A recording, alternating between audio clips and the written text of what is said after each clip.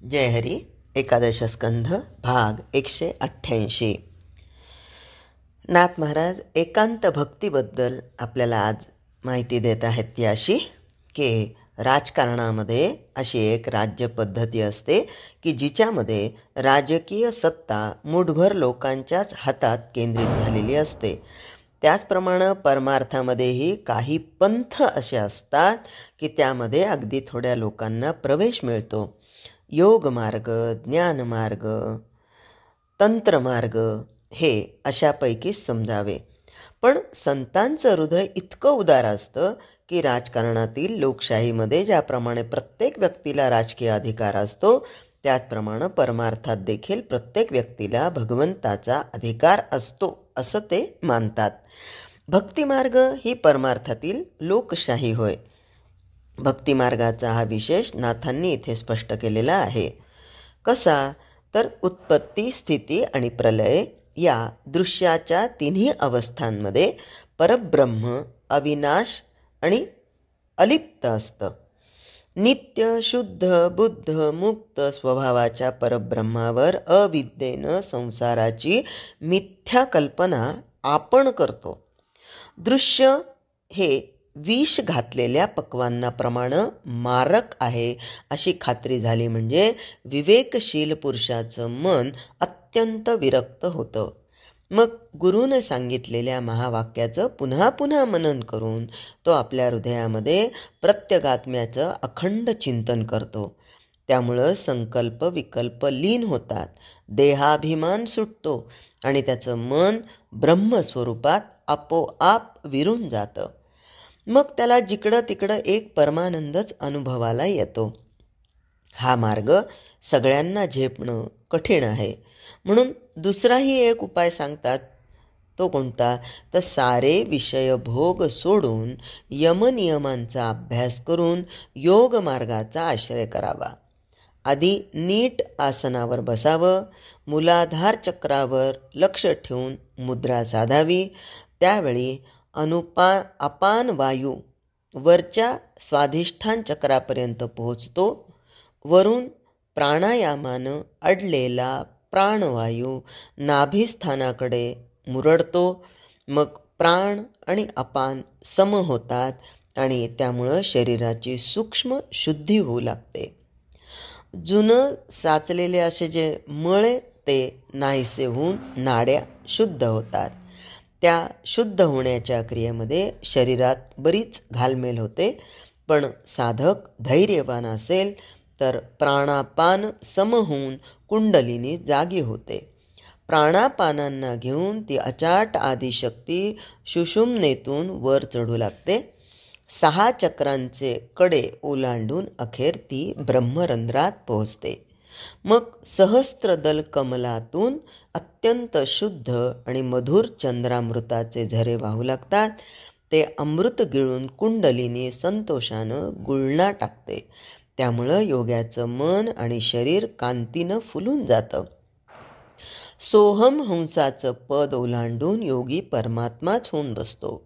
हा मार्ग अत्यंत कठीण असल्यानं स्वतः श्रीकृष्णांनीच सांगितलं आहे तो क्वचित एखाद्यालाच साधतो. यासाठी धोका कमी असलेला आणि सर्वांना सहज साध्य असा प्रेमाचा भक्तिमार्ग भगवंतानं सांगितला. भक्ती म्हणजे भगवंतावर अत्यंत प्रीती, रामकृष्णादी सगुणाची पूजा, त्यांच्या गुणांचं वर्णन आणि श्रवण कीर्तन, त्यांचं ध्यान आणि भजन असं सदा सर्वदा त्यांचंच चिंतन करत जावं. देह, वाचा आणि मन अशा रीतीनं अनन्य भावानं सगुणोपासनेत घडून गेलं म्हणजे परमात्मा भक्तांना वश होतो. जशी देवाची भक्ती करायची तशीच सद्गुरूची पण करायची असते. त्याने ते प्रसन्न होऊन पूर्ण कृपा करतात. मग स्वानंदानं परिपूर्ण परब्रह्माचा साक्षात्कार भक्ताला होतो. अशा भक्ताला भय नाही, भ्रांती नाही, नाम नाही, रूप नाही, काळ नाही, कर्म नाही, मी नाही, तू नाही, जन्म नाही, मरण नाही, वर्ण नाही, आश्रम नाही, गुण नाही, प्रकृती नाही, ज्ञान नाही, अज्ञान नाही. थोडक्यात सगळी लक्षणं जिथे विराम पावतात अशा एका परिपूर्ण परब्रह्माशिवाय दुसरं काहीच शिल्लक उरत नाही. भक्ताच्या देहभानाला ठिकाण नसतं, कारण देवभक्तांचं पूर्णपणे मिश्रण होऊन जीव आणि शिव यांचं तादात्म्य घडतं. सलोकता, समीपता, स्वरूपता आणि सायुज्यता या 4 मुक्तींना मागे सारून भक्त पूर्ण सायुज्यतेच्या परमावधीला पोहोचतो.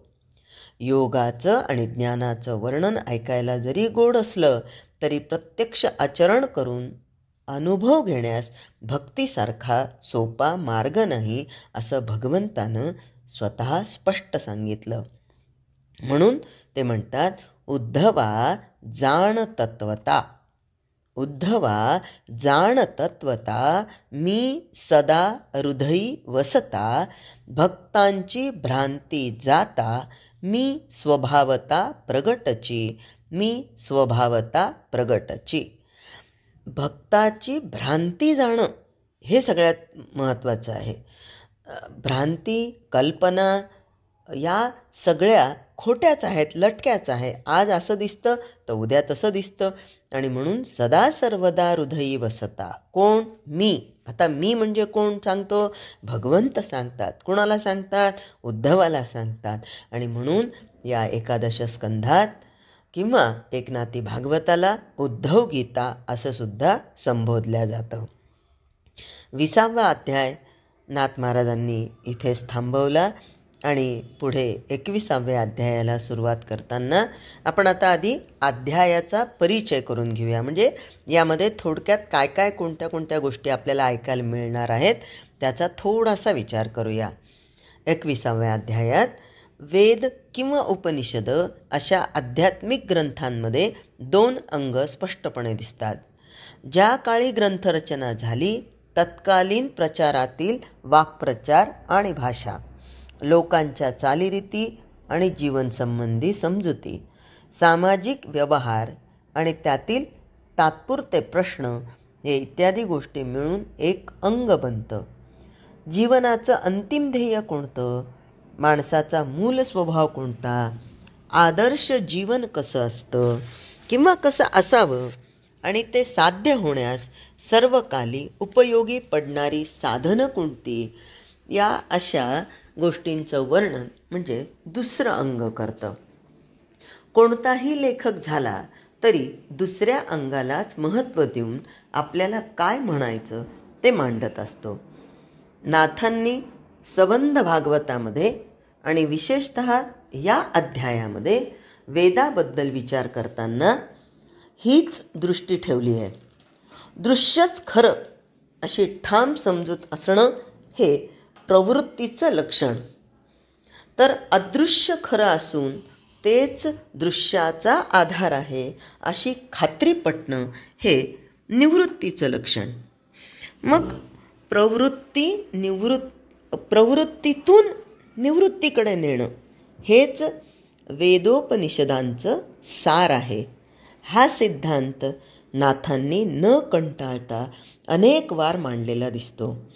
कुणी कसाही मनुष्य झाला तरी त्याला दृश्यामध्ये राहावं लागतं, परंतु दृश्यात व्यवहार करत असता त्याचं लक्ष अदृश्याकडे कसं लागेल ही समस्या सोडवण्यास वेदानं नाना प्रकारची बंधनं घातली आहेत.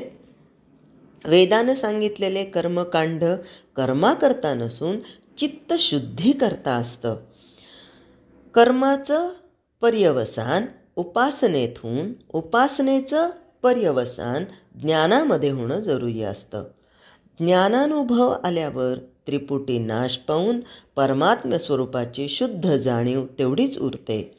ओंकार किंवा नाद ब्रह्म हेच शिवो भूत्वा शिवम यजेत या वेदवाक्यात सांगितलेलं जीवशिवांचं ऐक्य ते हेच होय. आणि हे सगळं कळण्यासाठी आणि करण्यासाठी सगळ्यात महत्त्वाचा धागा कोण आहे, माध्यम कोण आहे, तर सद्गुरू. आणि म्हणूनच सद्गुरू हाच वैकुंठनाथ. वैष्णव भक्तांची अशी कल्पना आहे की श्री महाविष्णू वैकुंठ नावाच्या शुद्ध सत्वानं भरलेल्या सूक्ष्म लोकातच राहतो. असा निराळा लोक नाथांना मान्य नाही, पण श्री जनार्दन स्वामींवर महाविष्णूचं रूपक मात्र त्यांनी रचलं आहे. देहबुद्धी नाहीशी झाल्यावर दृश्याकडे पाहण्याची दृष्टी आमूलाग्र बदलते.